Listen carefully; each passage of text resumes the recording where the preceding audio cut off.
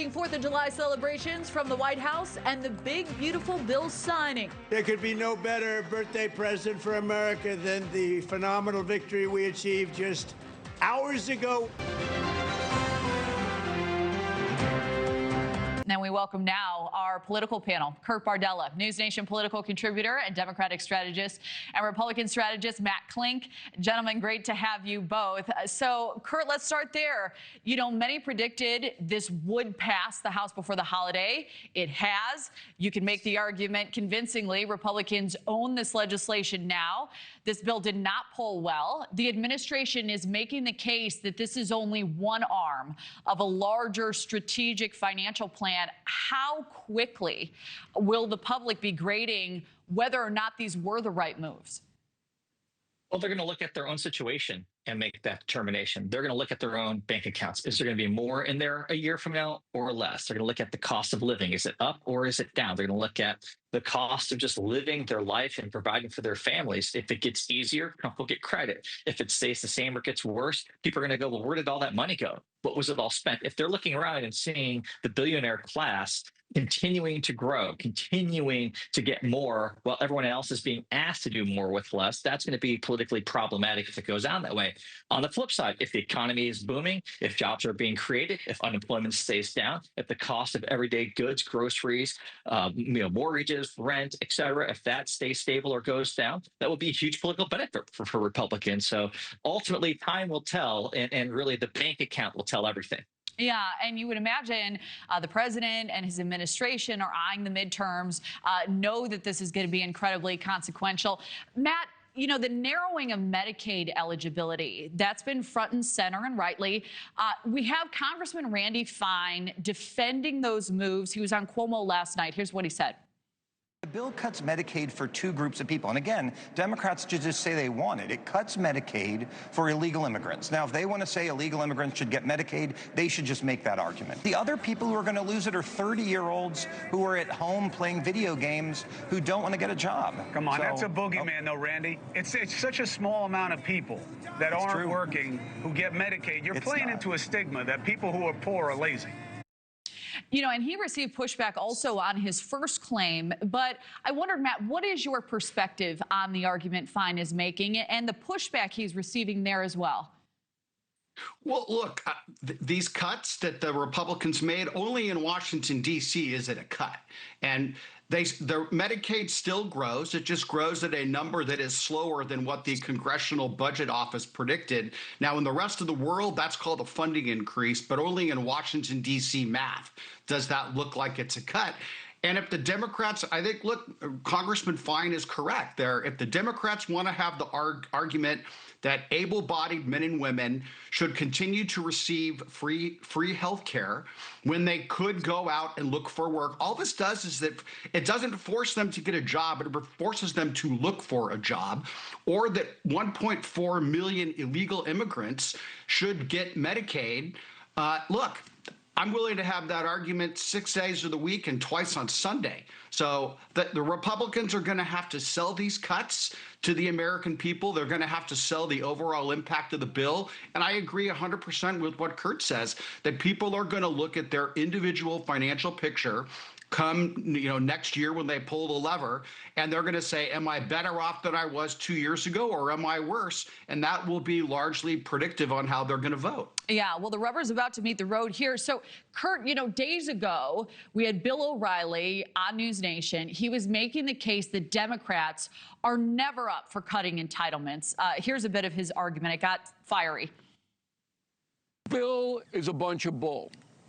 But there's no choice in this time in history. The Democrats don't want to cut any entitlement spending or supervise who gets it or keep it away from undocumented people or do anything. They'll cut border funding. They'll cut defense. That's all. There's not one Democrat on Capitol Hill, not one, who will vote for this bill because it doesn't cut Medicaid. That's a lie that's spewed out over and over by the corrupt TV journalists, so-called, all right? It supervises. It does exactly what Bill Clinton did in '92, saying if you don't look for work and you're able-bodied and you don't have a kid in the house, you're not getting it, okay? And that is fair to the hardworking people who are paying their taxes and don't want a bunch of drug-addicted layabouts gaming the system.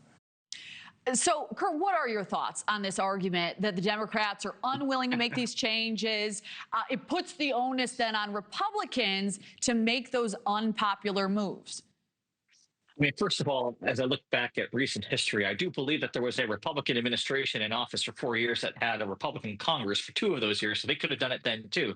The history of entitlements and the growth of entitlement spending, as well as defense spending, because those are the 2 things that make up the biggest portion of the federal budget and federal spending every year. It is a legacy that both Democrats and Republicans have allowed to go unchecked.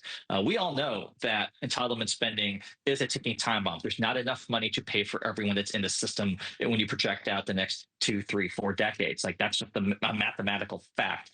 How they go about doing that, like, we'll see. Maybe this is the answer. And I agree. Only in Washington is, putting in certain guidelines and oversight considered a cut. Now, to the average person, if you end up paying more for healthcare than you did a year ago, it does feel like a cut. If you had coverage and now you don't, that does feel like a reduction. So ultimately, it's going to come down to the everyday American experience. But entitlements, if we are ever going to truly be serious about addressing our fiscal shortfalls and the compromising position we are in with our debt and deficit, you cannot have that conversation without actually talking about entitlements, Social Security, and without defense spending. Like, this bill pluses up defense spending by billions and billions of dollars.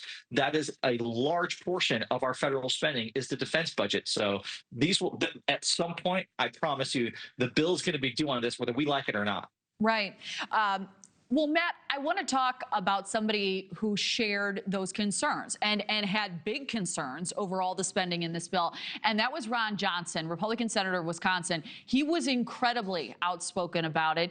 He had a big problem, again, with the spending, eventually voted yes, took a lot of heat for that vote, and then defended his moves on Cuomo. It's better than doing nothing, because if we don't do this, America's going to get a $4 trillion tax increase. We need, by the way, more money for the border because the Democrats and Biden open it up. We've got to clean up that mess. All the wars. Got to plus up defense spending. We've got to clean up that mess. So this is just a snippet of his response, to be fair, but you would imagine that these were items Senator Johnson knew about even when he was outspoken against the bill. So, hinting back to Joe's reporting, what do you believe changed his mind after speaking directly with the president? Yeah, I mean, it's not rocket science. Donald Trump said, look, we're better off passing a bill than not passing a bill, because I think that Donald Trump rationalized, and most Republicans in Congress, except for 2, rationalized that they're going to be hung on Donald Trump whether or not a bill passes or a bill doesn't pass. So it's better to implement your economic program and hope that the tax cuts and the child tax credit and the no tax on tip and the no tax on Social Security is a net positive. I mean, that's how Trump sold this. And, again, I think that Thomas Massie would vote against the Mother's Day resolution because he thought it would cost money. But this is a net win for Republicans. But now comes the difficult part. Now they have to go back out to their districts and they have to sell the benefits of the bill. And that's why they wanted to pass it by July 4. So it gives a lot of time for the benefits of this bill to kick in. And I think that's a direct lesson learned from both Obama and Biden and George W. Bush doing this, is they passed later and the benefits didn't trickle down to the people beforehand. So they wanted to get this done early so they can now go out and sell it. So, Kurt, I want to address, as we close out here, the big discrepancy in projections for this bill. You have the CBO, the Congressional Budget Office, estimating this is going to add $3.3 trillion to the national debt over the next 10 years. Then you have the White House saying, no, that's not going to be the case. This is going to decrease the deficit by more than $5 trillion when combined with other growth efforts. Where is the math happening differently? I think Matt would agree with this.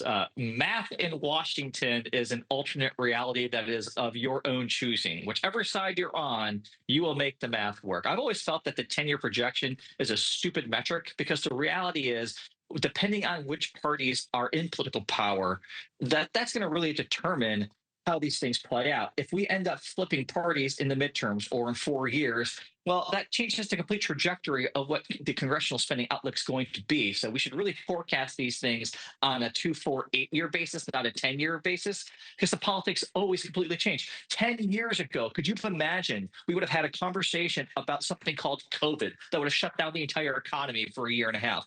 Of course not. 10 years ago, could you imagine we'd be having a conversation right now about funding things like a war in Ukraine with Russia, the Middle East, Iran? Like, we don't know 10 years from now what we're going to really be talking about or who's going to be in power. So that math doesn't matter. Matt, we'll get your take. That's really fascinating, Kurt. Yeah, Keleigh, real quick, the CBO number is meaningless. I do agree with Kurt. Here's why. Because what the CBO did is that they projected that $4.5 trillion of Donald Trump's taxes would be gone and that they could count that money as revenue coming in, which ironically enough, neither Republicans nor Democrats were going to allow the tax cuts to expire in their entirety. So it is a total joke. The CBO numbers are literally meaningless. And what the Trump economic team rationalizes is that between low interest rates, a tax cut that spurs the economy, that you increase growth and thereby you get more money into the coffers and you decrease the overall deficit on a year-over-year basis and the national debt. So I will point out this is the same Trump team that said that Mexico was going to pay for a giant border wall, and I'm still waiting for that check to clear for Mexico. All right, Kurt. Well, let me ask you this too. You know, many who even support this bill admit it does have a substantial amount of pork in it. Do you anticipate some of those line items will be addressed? Perhaps those were some of the conversations happening between the president and hesitant lawmakers in recent days. They better, because I'm old enough to remember back when I was a Republican and we went through with the Obama stimulus spending package, we were able as Republicans in the midterms to shellac Democrats with things like the bridge to nowhere, things like the Solyndra payoff that ended up creating 0 jobs and doing nothing for renewable energy. But we will find those little items that make no sense to anybody and successfully label and taint this entire bill with that, unless they find it right now and zero it out. And they need to give the Freedom Caucus some cover here, because they will look incredibly bad and embarrassing if at the end of the day, none of these executive orders come to fruition and they got no trophy to hang on their wall to say, we voted for this, we held our nose, did the right thing, but we got nothing to show for it. I mean, if that ends up happening, I hope I get to play poker against Andy Harris every day someday. Matt, we've got 10 seconds. I'll give you the last word. Yeah, pork is how you encourage people to vote for things that they otherwise wouldn't vote for. It's an essential part of all legislation, and it will be fixed ultimately in the appropriations process in the future. All right, Kurt, Matt, it is great to have you both. Thank you, gentlemen. Happy 4th. Happy 4th to you guys.